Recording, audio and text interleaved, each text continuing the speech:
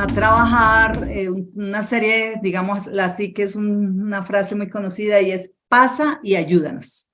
Durante este mes, entonces, quiero que hablemos un poco de un tema que es tema de iglesia y tema de nosotros, pero que a veces como que descuidamos un poco, por decirlo así, y es el tema de las misiones.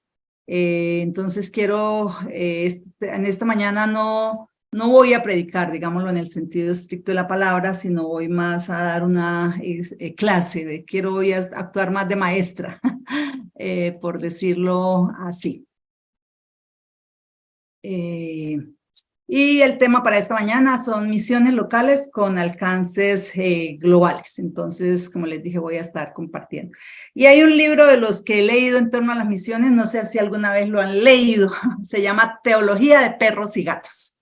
Y este hombre se dedicó a buscar y a mirar el comportamiento que tienen los perros y los gatos. Y es muy interesante porque estos pues son dos animales muy usados en contextos de mascotas en las casas. Y hoy pues hay mucha gente que tiene perros y otros que tienen gatos y otros que tienen los dos. Y lo interesante de esto es que los dos tienen comportamientos muy diferentes. El perro se comporta con el dueño o los dueños diciéndole, usted es mi dueño, usted es mi amo. Por eso cuando usted llega a su casa y hay un perro, el perro corre, se alegra, le mueve la cola, ¿cierto? Está feliz porque ha llegado el amo a casa.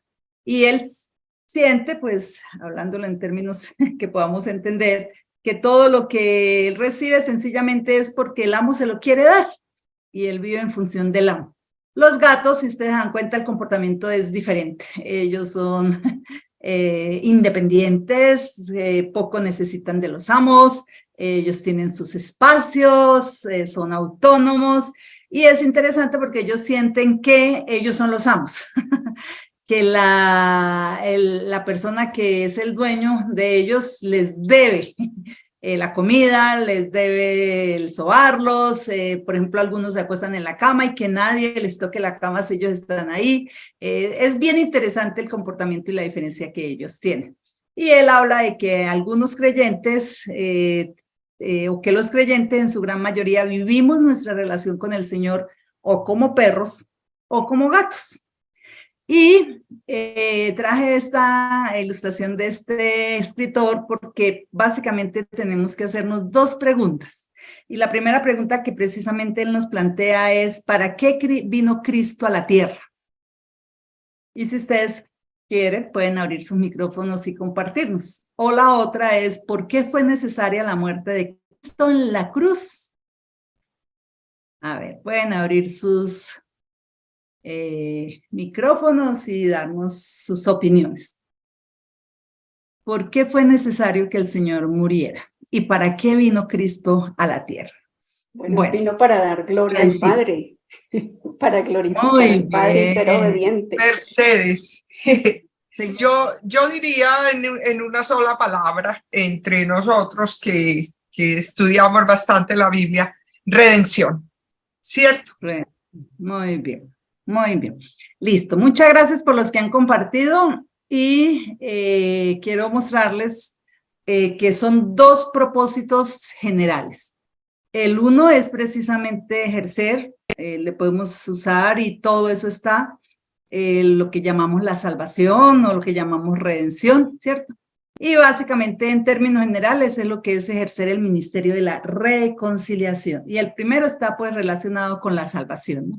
Es lo que nosotros predicamos, lo que cada ministerio hace cuando se expone la palabra tanto a los que ya le conocen como a los que no le conocen, ¿cierto? Y es porque básicamente entendemos a la luz de la Escritura que quien no pertenece a Cristo, al reino de Dios, pues pertenece a otro reino que es por deficiencia o por resultado el reino de Satanás. Y entendemos a la luz de la Escritura, pues que quien no conoce al Señor irá al infierno y recibirá condenación eterna. Y escogí este texto y es la segunda carta a los Corintios que nos dice que nosotros tenemos el principal ministerio. A la iglesia el Señor le ha dado precisamente el principal área de servicio de ministerio y es el ministerio de la reconciliación. Y 2 Corintios dice, y todo esto procede de Dios, quien nos reconcilió con él mismo por medio de Cristo y nos dio el ministerio de la reconciliación.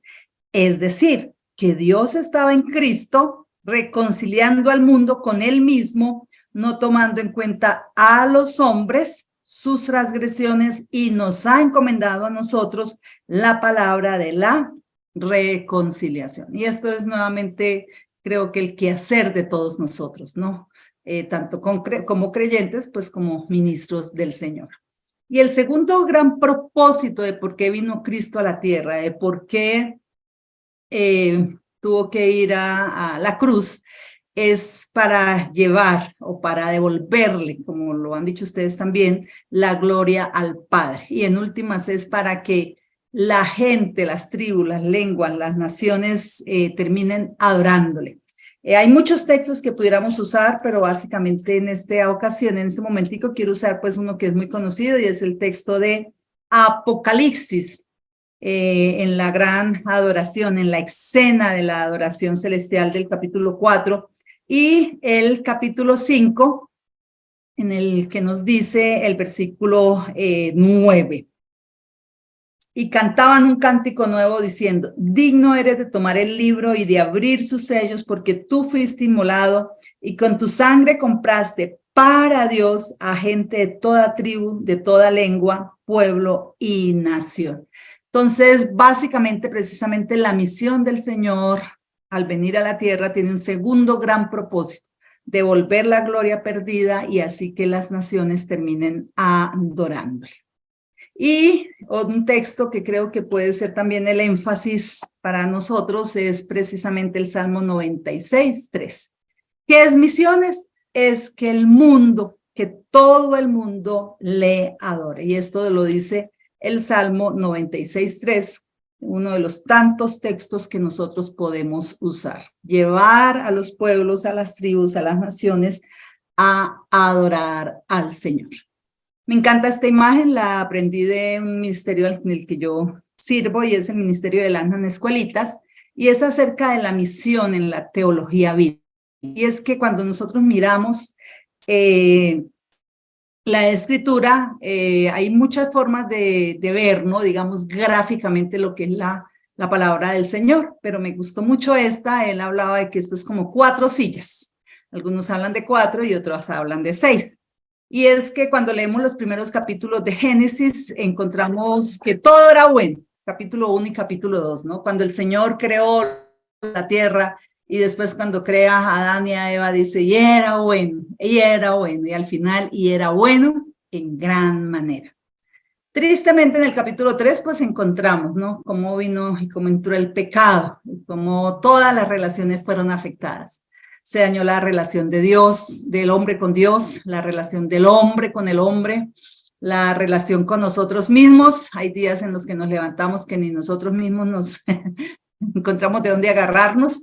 Y se dañó la relación del hombre con la naturaleza, con la creación. Más adelante Pablo, ¿no?, nos dice, la tierra gime, y todos lo sabemos, ¿no? Todo el clima, todos los daños, el mugre que tiramos a los ríos, a los mares, bueno, toda la naturaleza sufre. Eso entonces nos lleva a una gran necesidad, y es precisamente la necesidad de la redención, de la salvación, de la restauración. Y desde el capítulo 3 encontramos el primer mensaje, digámoslo así, el primer evangelio, lo que algunos llaman el protoevangelio, en Génesis 3:15, ¿no? Sí, pasó esto, pero el diablo no tiene las de ganar, ya está vencido, porque habrá un día donde vendrá un Salvador, ¿no? Y eso lo encontramos en el Nuevo Testamento, y eso se le llama, a los teólogos lo llaman lo nuevo, y es Cristo viene para hacer todas las cosas nuevas, que está en Cristo, nueva criatura es, y viene para recrear, ¿no? Recrear nuestra relación con Dios, con el prójimo, con nosotros mismos y con la creación. Pero falta una partecita, ¿no? Y es, cuando llegue lo perfecto, cuando no hayan lágrimas, cuando no hayan dolores, cuando no haya Parkinson, cuando no haya nada, cuando no mueran los creyentes de las comunidades, donde todo será perfecto.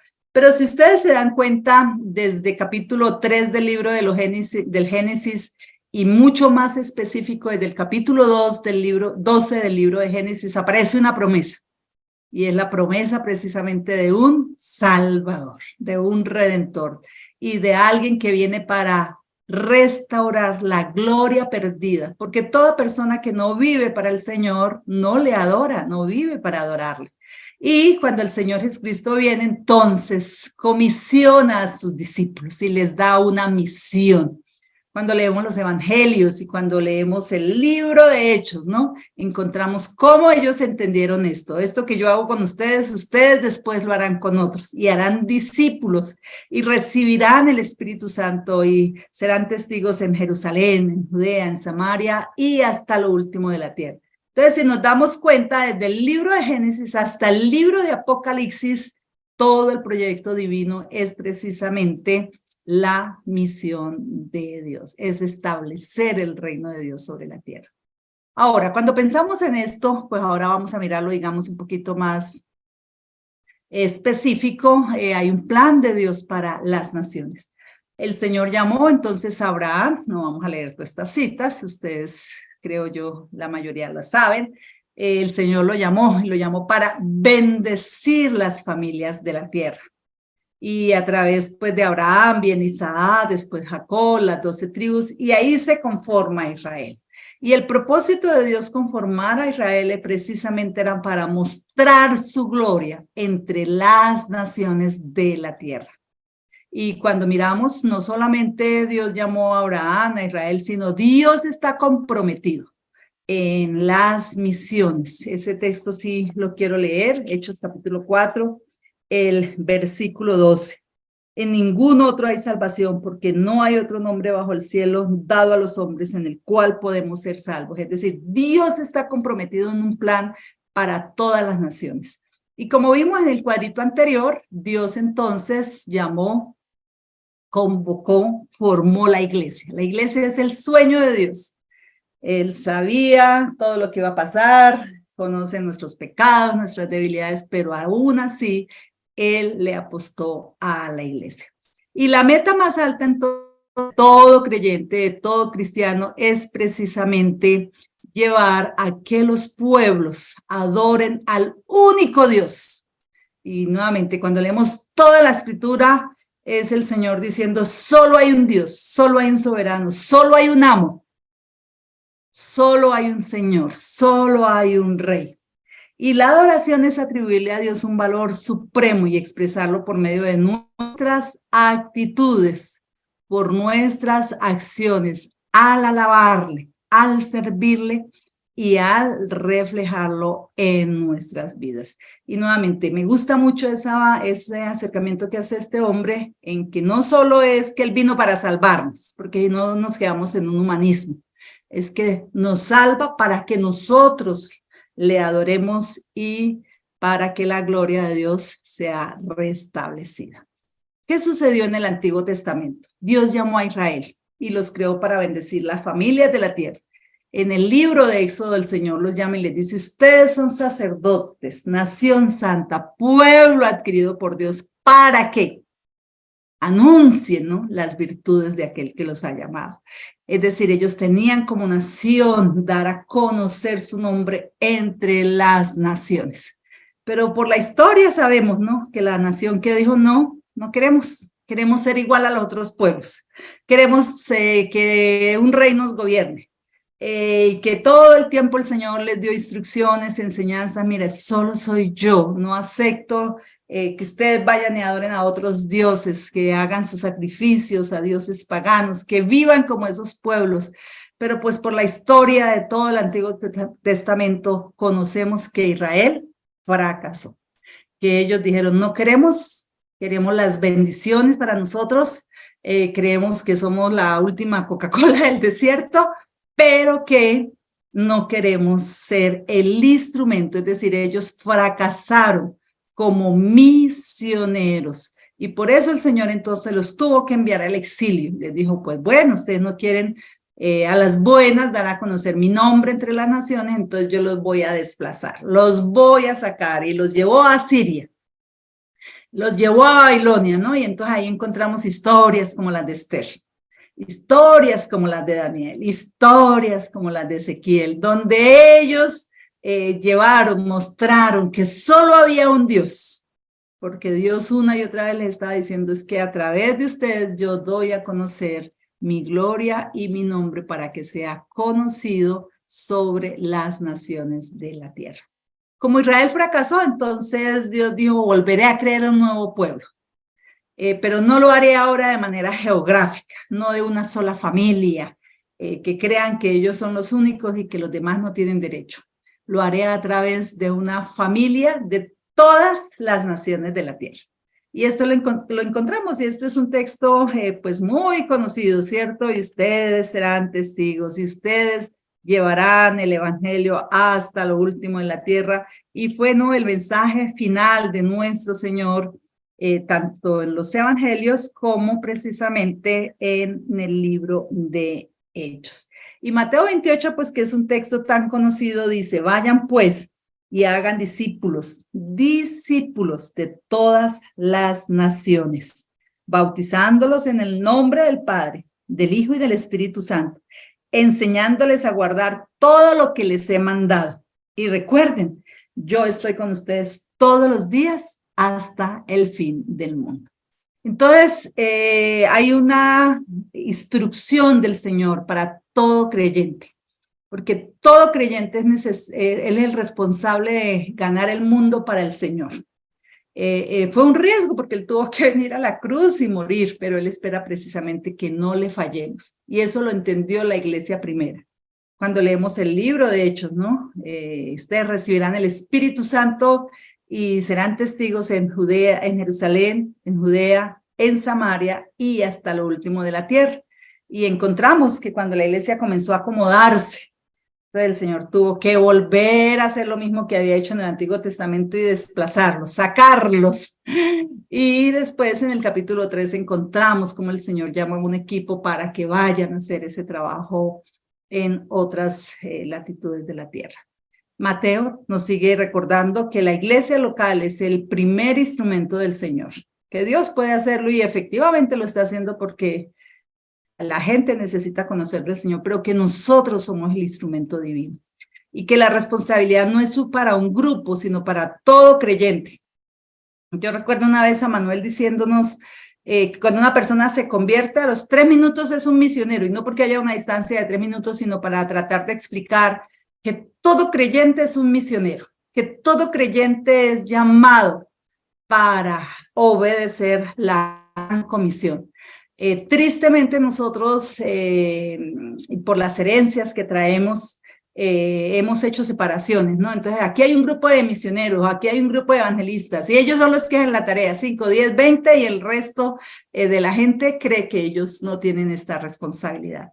Y esto es también muy interesante porque, ¿por qué he querido hablar de esto? Porque los pastores son la clave, es el conductor. Y hay una frase que dice, muéstrame tu pastor y te diré la iglesia.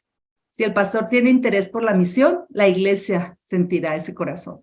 Pero si el pastor no lo tiene en su corazón, y tristemente muchos pastores dicen, yo soy pastor, pero yo no soy misionero. Creo que no ha leído la Biblia o no la ha podido comprender bien. Porque la iglesia será nuevamente conforme camina el pastor. No se puede delegar esta tarea. Y hay otra persona que ha dicho, ningún río puede ir más arriba de donde comienza. Y es interesante como Pablo decía, síganme porque yo sigo a Jesús, y este es el verdadero proceso del discipulado. En el libro de Hechos, pues ya lo hemos visto, Jerusalén es la esfera de influencia de una iglesia, es decir, en sus barrios, en sus trabajos, en sus comunidades, en los colegios, en las escuelas. Me encanta la frase de un amigo mío que dice que todos llevamos un púlpito incorporado, es decir, la iglesia tiene, no solo es el predicador el que se para cada 8 días en un púlpito a exponer la palabra, es toda la iglesia exponiendo la palabra del Señor y misioneros regados en las ciudades, ¿no? A Judea es la extensión fuera de Jerusalén. El 95% de la gente vive el 95% de sus vidas en Jerusalén. Y esta estrategia es para sacarlo de lo que normalmente estamos acostumbrados. Y nosotros como pastores tenemos que ser intencionales en eso, en animar a la gente a salir de sus contextos a veces tan acomodados, por decirlo, y salir un poco más allá. El Samaria, que es nuestro país o nuestros departamentos. Y, como dice la palabra, hasta lo último de la tierra.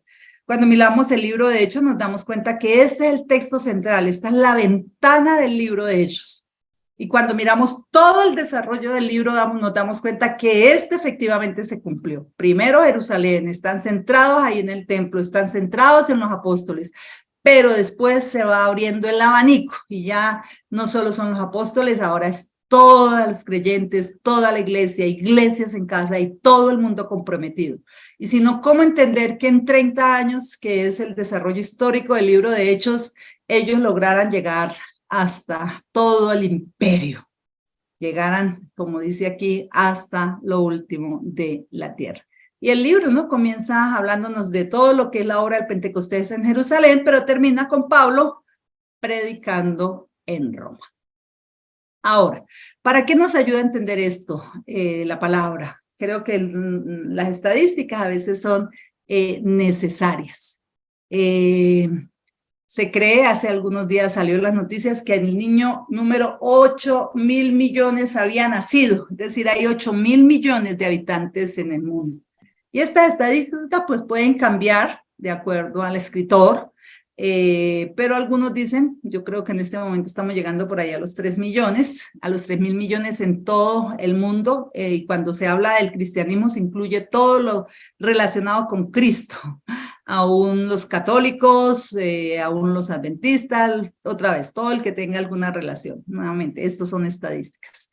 Y un dato que para mí ha sido muy llamativo hace 7 años tiene que ver con el Islam.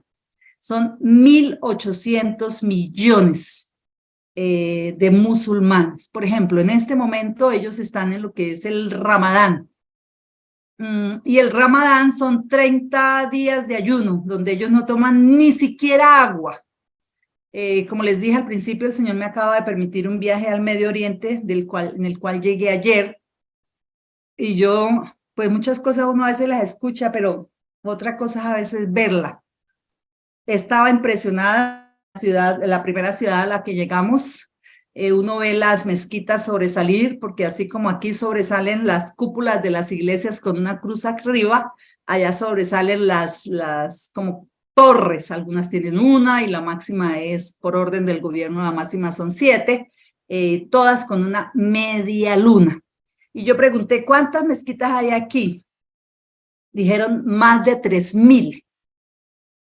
Y en Egipto hay más de 100.000.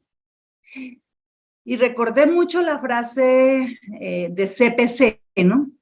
Ningún pueblo sin iglesia, ninguna comunidad sin Cristo, pero hay millones de comunidades sin Cristo porque se está levantando y esta es la religión que en este momento más crece en el mundo. El hinduismo, que también crece bastante y que hay pueblos y países centrados. El secularismo, que es la gente que dice, bueno, yo no, ni Dios ni nada, sencillamente vivo mi vida para un mundo sin Dios, ¿no? Y cada día se saca más a Dios. No sé si escucharon ayer las noticias, cómo sacaron al comandante de la policía, y parece ser que una de las cosas es porque el hombre, ¿no?, hablaba y animaba a los policías a que antes de salir hicieran algún rezo, alguna oración, y eso ofendió mucho a la gente.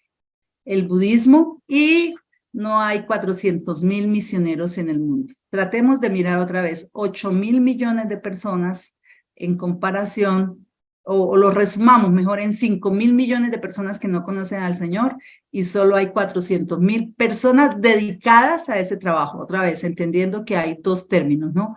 Uno es que la iglesia necesita ser misional, toda la iglesia hablando de Cristo y toda la iglesia estableciendo el reino de Dios en su lugar, y las personas ya dedicadas a las misiones transculturales.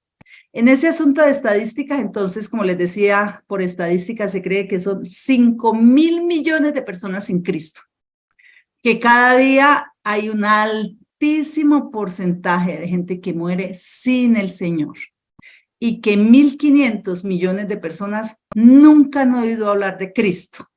Es decir, nosotros, por ejemplo, en nuestros países latinoamericanos tenemos una herencia católica, entonces la gente ha oído hablar de Jesús, ha oído hablar de María, sabe qué es la Biblia, así la tengan en la casa y nunca la leen, pero tienen alguna conexión. Estas cifras se está hablando es acerca de personas que nunca han escuchado ni siquiera el nombre de Jesús, que no saben, que no conocen una Biblia, que nunca han tenido un encuentro con un cristiano. Y en esas estadísticas, bueno, ahí si se dan cuenta hay diferentes formas, algunos dicen que son 200, otros que son 300, otros que son 400,000. Lo interesante es que esta persona que es de Operación Movilización en esta estadística dice que los misioneros trabajan normalmente el 90% entre cristianos. Entonces, interesante, me voy a Estados Unidos a hacer misiones, ¿cierto? Va a una iglesia que ya existe, pero ya son cristianos. El 87% del dinero se invierte entre los ya cristianos, el 12% entre no cristianos, pero evangelizados.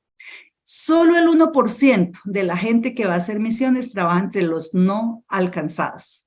Y de todo el ingreso de las comunidades cristianas, solo el 1.2% de donativos hay para misiones.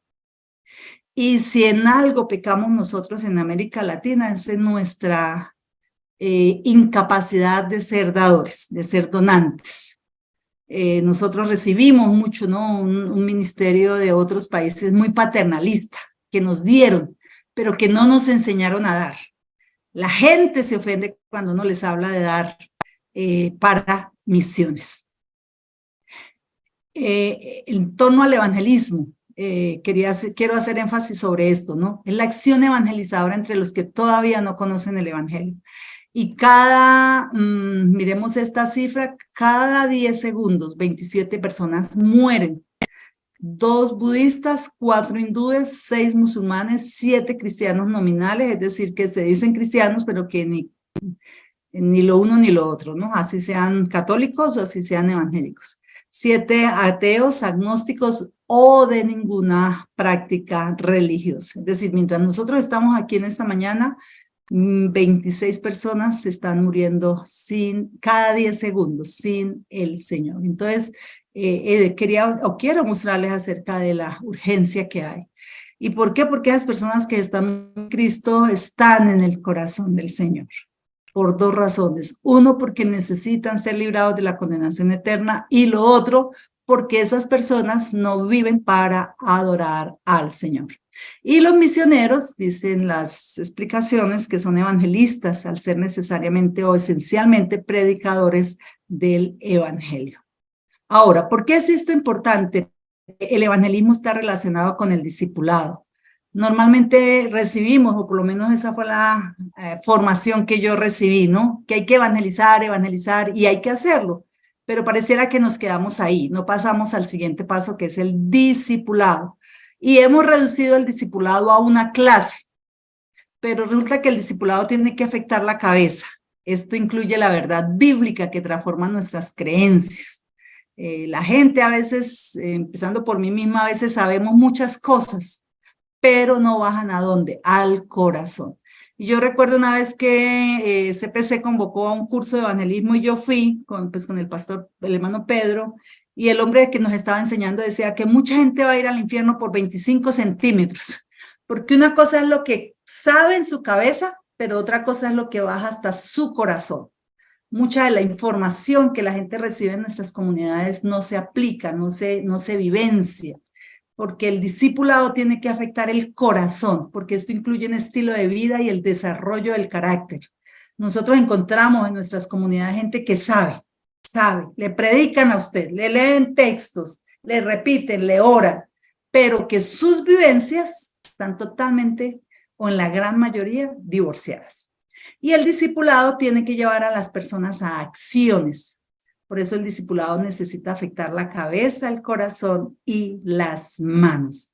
Es decir, ¿cómo voy a poner esto en práctica? Porque en últimas el discipulado es el proceso de acompañar. Y yo sé que ustedes y yo hemos recibido N número de cursos de discipulado. Esto es casi a veces como llover sobre lo mojado, pero creo que a veces también necesitamos recordar. Porque es el proceso de acompañar y entrenar a los nuevos convertidos y llevarlos a la madurez en Cristo. Eso dice Pablo al libro de los Efesios. Hasta que lleguemos a la estatura de la plenitud de Cristo. Eso está en Efesios, el capítulo 6, el versículo 13. Y las misiones, bueno, tienen que ver con el hecho de ser enviados. Misionero, entonces, nuevamente, me gustan las dos definiciones. La primera es el misional, para el que está haciendo la tarea en lo local, y misionero, digámoslo así, para el que sale, pero en últimas todos somos misioneros. Y los misioneros son evangelistas porque llevan buenas noticias. El Islam islamiza, pero ellos no dan buenas noticias. El único que da buenas noticias es el Señor. Y misiones es el crecimiento de la iglesia donde aún no existe. La obra misionera es un trabajo de la iglesia en un lugar donde todavía no hay creyentes. Y lo mismo, fíjense cómo es como una triada, ¿no? Misiones, discipulado, evangelismo. Los misioneros son evangelistas que esencialmente que llevamos el evangelio, que llevamos las buenas noticias. ¿Y cuáles son los propósitos de hacer evangelismo, hacer misiones, de discipular a la gente? Como les he dicho, quiero hacer énfasis en restaurar la gloria perdida. Porque podemos vivir como gatos. Dios existe para mí. Yo oro para que Dios me dé. Y Dios es un siervo mío. O al contrario, en la teología de los perros, yo vivo para Dios. Yo vivo para restaurar la gloria perdida que se dañó y se afectó en el Edén. Yo vivo para restaurar esa gloria en mi relación con Dios, en la relación con otros, en la relación conmigo misma y en la relación con la naturaleza, con la creación. Los propósitos de esta tríada, evangelismo, discipulado, misiones, es conectar la gracia con la gloria de Dios, porque cuando se desconoce o se desconecta, se desconoce el corazón del Señor. Y es descubrir otra vez, quien dice, yo no soy misionero, bien sea local, regional, nacional o global, no ha entendido el corazón de Dios, no ha entendido lo que es el mensaje bíblico. ¿Por qué? Porque Dios me ama, para que yo dé a conocer entre las naciones sus caminos, su salvación, su gloria y su grandeza. Lo que Dios le dio a Abraham es lo mismo que nos ha dado a nosotros.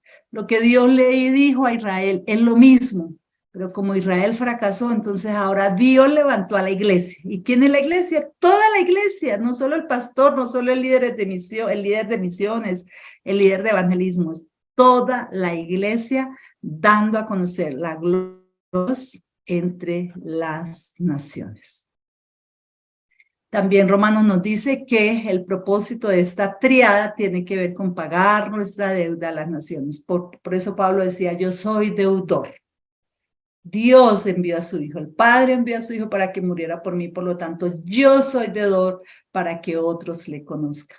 Y es muy lindo saber que el propósito de Dios es que toda persona que ha sido salva de este lado del cielo, le debe el evangelio a toda persona perdida de este lado del infierno. Le debemos a Cristo al mundo, desde el menor hasta el mayor, desde el más rico hasta el más pobre, desde la mejor persona hasta la peor. Todos deben, como dice un canto, un coro, todos deben de saber. Esta triada también nos ayuda a entender que vivimos para el sueño de Dios y que el sueño de Dios es mucho mayor que los sueños nuestros. A veces nosotros le decimos a la gente, ¿cuál es tu sueño? Entonces la gente dice, bueno, levantar una empresa, no, ser un profesional, no, casarme. Pero, ¿saben?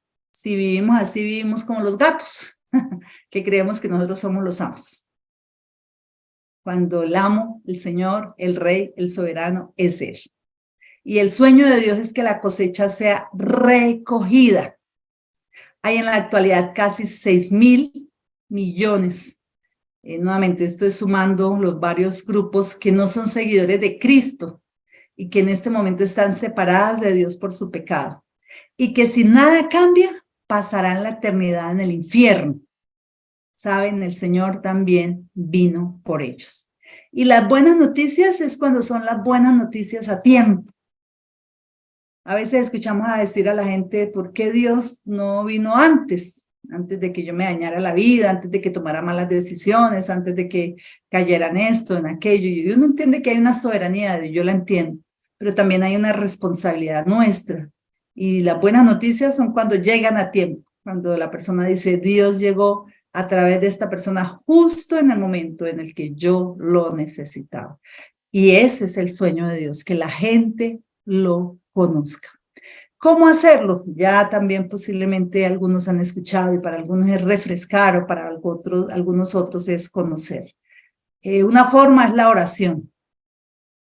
Esto de las misiones yo he descubierto que es una guerra espiritual.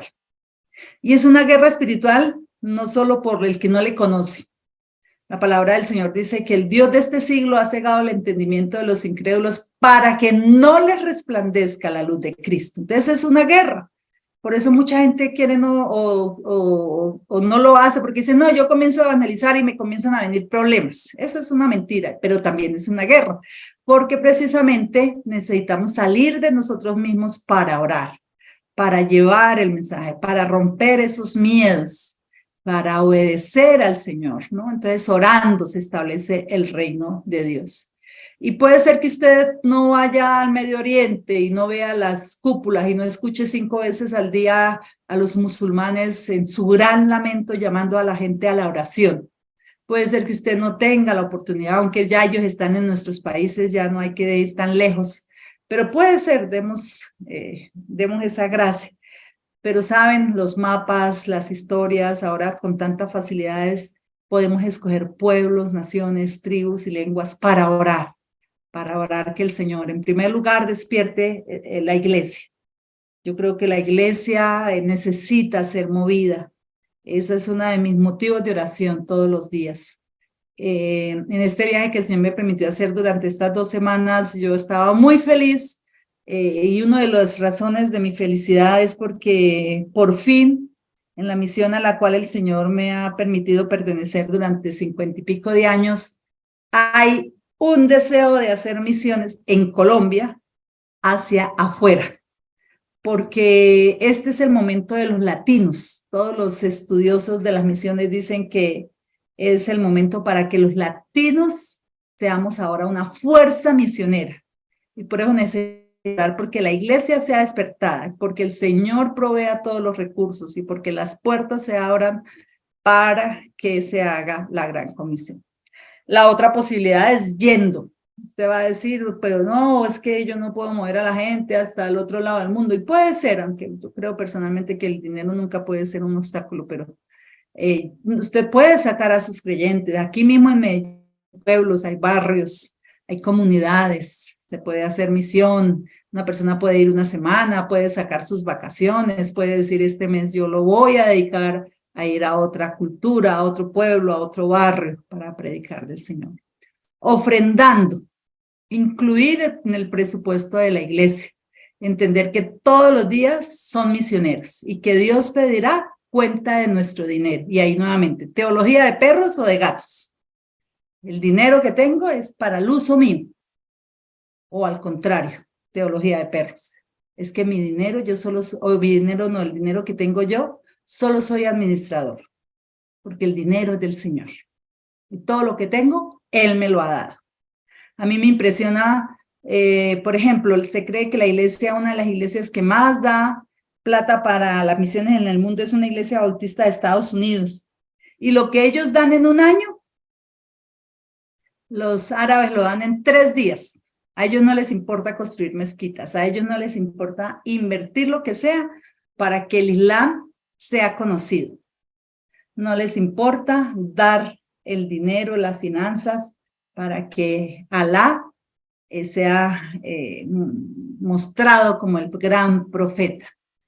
Es triste, por ejemplo, a veces ver que en nuestras iglesias la gente invierte más en perros y en gatos que en dar ofrendas misioneras. ¿Cuánto vale sostener un perro? Pero le decimos a la gente, vamos a dar una ofrenda y ahí la gente le cuesta en algunos casos un poco.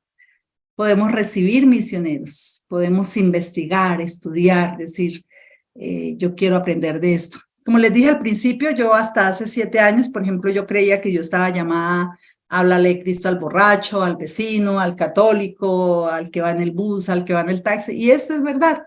Pero yo siempre pensé que yo no era llamada al mundo musulmán, que para eso Dios llamaba a algunos. Pero hace 7 años el Señor me permitió ir a un congreso misionero y todo el congreso hablaba del Islam. Y desde ahí en adelante me dediqué a estudiar, a hacer cursos. Ahora hay cursos gratis, ahora hay aplicaciones, ahora hay libros. Bueno, hay tantas formas en las que usted puede estudiar. Usted se mete en YouTube, encuentra los videos, las predicaciones.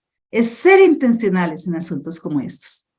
Y cuando yo escuché tantas historias del Islam, del mundo musulmán, de cómo ellos son la religión que más crece en el mundo, de cómo ellos, por ejemplo, están ganando, y eso es en Colombia, es decir, eso no está lejos. Usted puede meter ahí en las noticias de Caracol, de RCN, y encontrar creyentes evangélicos que se han vuelto musulmanes. Y cómo, por ejemplo, ellos, en los cursos que he tomado, ellos dicen hay que vacunar a toda la iglesia desde los niños en la cuna, porque si no ellos serán islamizados, porque ellos no pierden sus hijos para el Islam, mientras muchos de nuestros hijos sí se pierden cuando crecen, ya no quieren saber del Señor. Entonces, si nosotros no nos preparamos, por ejemplo, y no quiero quedarme tanto en esto, pero por lo menos lanzarles el desafío, el último continente que a ellos les falta por conquistar es América Latina. Y ellos tienen 8 pasos y ya lo están haciendo en América Latina. Las solas novelas, todas esas novelas turcas, traerlas aquí son intencionales. Pero nuestras amas de casa de la iglesia pasan la tarde pegadas a las novelas turcas, aprendiendo nuevos nombres, escuchando en toda la novela, Alá es el Señor, Alá es Dios, Alá, Alá, Alá. Entonces, tenemos que meternos a investigar. Cuando yo entendí eso, yo tuve que llorar y pedirle perdón al Señor. Cuando descubrí, por ejemplo, que para cada 420,000 musulmanes solo hay un misionero. Pero que mientras la iglesia, toda la iglesia no sea capacitada y entrenada a entender que esa es mi y nuestra responsabilidad, ellos seguirán avanzando y el reino de Dios no será extendido. La gloria de Dios no será mostrada. La adoración no podrá ser dada. Pero recordemos lo que dice Apocalipsis, gente de toda tribu, de toda lengua y de toda nación adorará al Señor. Y también enviando, porque si yo no voy, envío a otro. Y yo quiero que oremos sobre esto, que el Señor nos anime, que el Señor nos desafíe, que el Señor nos... Y bueno, hay un montón de estrategias que ahorita por tiempo quiero dar, pero sí quiero aquí hablarles acerca de algunas frases misioneras. Y es que necesitamos ir a enviar, necesitamos ir al campo o enviar un sustituto. Dios quiere evangelizar al mundo y si nosotros nos negamos, nos oponemos a la obra de Dios. Y la iglesia que no evangeliza se fosiliza. Y la iglesia justifica su existencia solo cuando cumple su tarea misionera. Oremos en esta mañana y oremos al Señor porque, nuevamente, uno, por nosotros como iglesia. Que la iglesia en Colombia sea despertada a la gran comisión a través del evangelismo, del discipulado y de las misiones. Misiones locales, regionales, nacionales y globales. Porque de acuerdo a cómo vivamos, así será la salvación para los que no le conocen y la adoración del Señor. Padre Celestial, en esta mañana venimos delante de ti, agradecidos, Señor, por tu palabra, porque tu palabra siempre es veraz, porque tu palabra, Señor, siempre es perfecta, porque tu palabra, Señor, nunca deja de ser. Y yo oro en esta mañana, Señor, por mis hermanos consiervos. Cada uno de ellos tiene 5, 10, 15, 80, 100, 200, 500 personas a las cuales tú se las has, o esas personas, Señor, tú se las has entregado para llevarlas a ti, para llevarlas a que ellos te adoren. Pero eso se queda corto, Señor, cuando solo vivimos la fe y la experiencia de la comunidad cristiana solo como eso. Porque todo creyente, Señor, necesita ser misionero. Ese es el mandato tuyo. Y perdónanos porque a veces nos parecemos mucho a Israel, Señor, que fracasó en la misión que tú le entregaste. Dar a conocer tu gloria. Llevar a las naciones a que te conocieran. Restaurar la gloria perdida en el Edén. Y vivir para que te adoraran, Señor. Señor, oramos por Colombia, oramos por América Latina, oramos por la iglesia. Trae un despertar, Señor, misionero, misional, desde lo local, lo regional, lo nacional, lo global, Señor. Porque hay miles de personas muriéndose todos los días sin ti. Y clamamos, Dios de los cielos y Dios de la tierra, porque sea la gracia, la vida, la intervención de lo alto. Porque sea, Señor, la gracia y la salvación en medio de nosotros. Señor, venimos delante de ti pidiéndote perdón. Perdón, Señor, porque igual que Israel nos encerramos en nuestras localidades, diciendo es para nosotros, es para nuestro bienestar, es para que tengamos todas las bendiciones del cielo. Pero tu palabra nos dice que somos bendecidos para bendecir las naciones, las familias de la tierra. Yo ruego, Señor, por un despertar en la iglesia, por un mover de tu Santo Espíritu sobre todos los pastores que tienen esta maravillosa oportunidad de movilizar la iglesia hacia la gran comisión. Y oramos por aquellos que no te conocen. Te lo pedimos en el nombre de Jesús. Amén.